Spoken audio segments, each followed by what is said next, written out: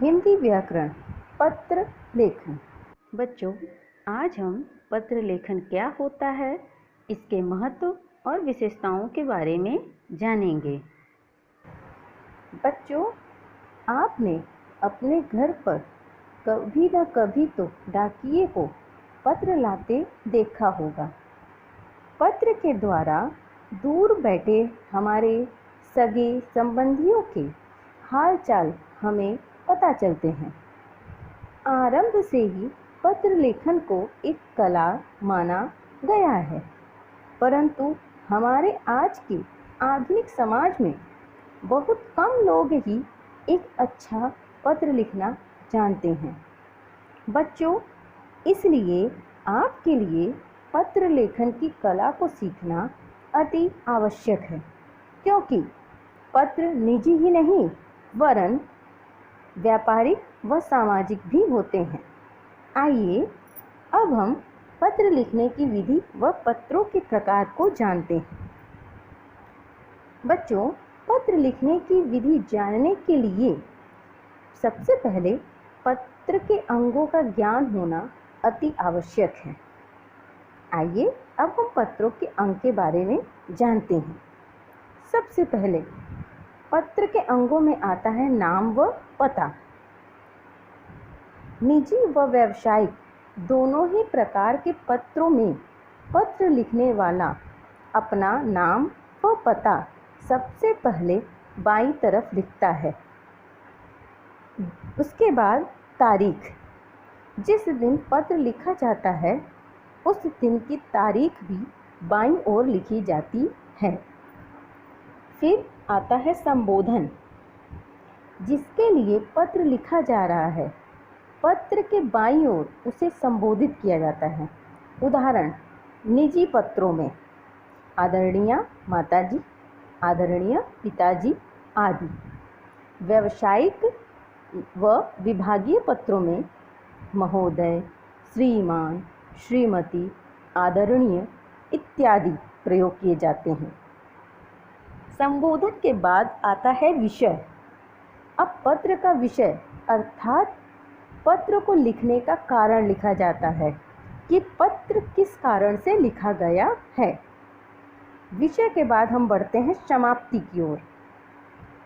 समाप्ति, कारण लिखने के बाद पत्र नम्रता पूर्वक, जैसे आपका प्रिय पुत्र या पुत्री, आज्ञाकारी आदि शब्दों पर समाप्त करना चाहिए। अंत में, पत्र के अंत में आता है हस्ताक्षर। पत्र के अंत में पत्र को लिखने वाले के हस्ताक्षर अवश्य होने चाहिए।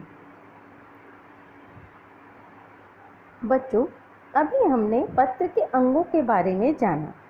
अब आइए जानते हैं पत्रों के प्रकार के बारे में। पत्र के प्रकार। पत्र मुख्यतः दो प्रकार के होते हैं। पहला होता है अनौपचारिक, दूसरा होता है औपचारिक पत्र। अनौपचारिक पत्र।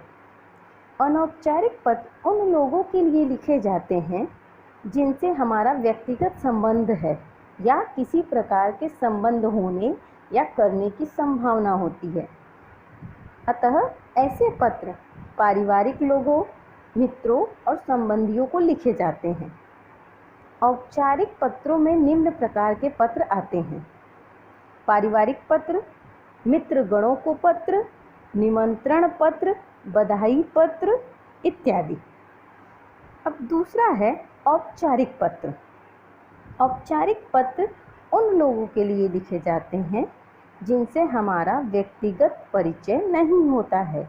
ये प्रायः किसी अधिकारी के लिए लिखे जाते हैं या एक विभाग से दूसरे विभाग के लिए लिखे जाते हैं।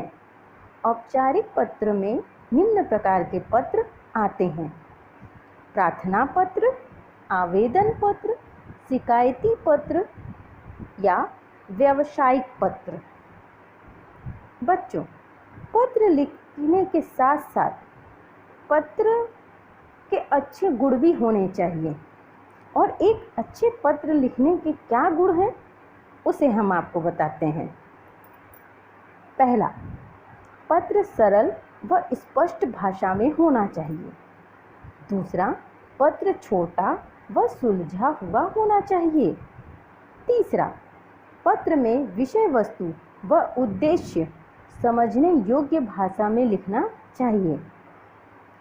चौथा, पत्र प्रभावशाली होना चाहिए जिससे सामने वाले पर पत्र लिखने के प्रभाव का असर दिखे।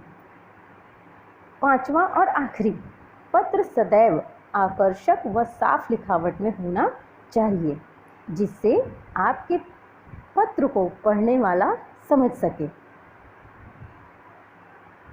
अतः बच्चों, व्यक्ति जिन बातों को मौखिक रूप से कहने में संकोच करता है, उन सभी बातों को वह पत्र के माध्यम से लिखित रूप में खुलकर अभिव्यक्त करता है। इसलिए एक अच्छा पत्र लिखने का निरंतर अभ्यास करना चाहिए, क्योंकि पत्र एक ऐसा माध्यम है जिसके द्वारा हम अपने मन के भावों, विचारों को खुलकर व्यक्त कर सकते हैं।